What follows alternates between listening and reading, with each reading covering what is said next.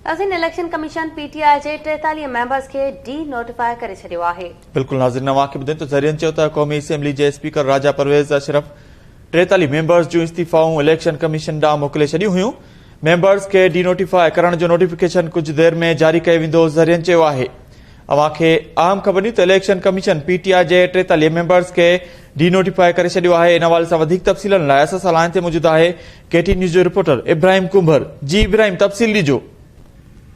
जी बिल्कुल, क़ौमी असेंबली जे स्पीकर जेको तहरीक इंसाफ जी आख़िरी खेप 43 मेंबरनि जो इस्तीफ़ाऊं मंज़ूर कयूं हुयूं, उन ई इस्तीफ़ाउनि जी मंज़ूरी खां पोइ लेटर जेको सो इलेक्शन कमीशन ॾांहुं मोकिलियो वियो ऐं ज़रियनि चवण त इलेक्शन कमीशन 43 मेंबरनि खे डी नोटिफाई करे छॾियो आहे। कुछ देर में उन्हनि जो बाज़ाब्ता तौर ते नोटिफिकेशन जारी कयो वेंदो।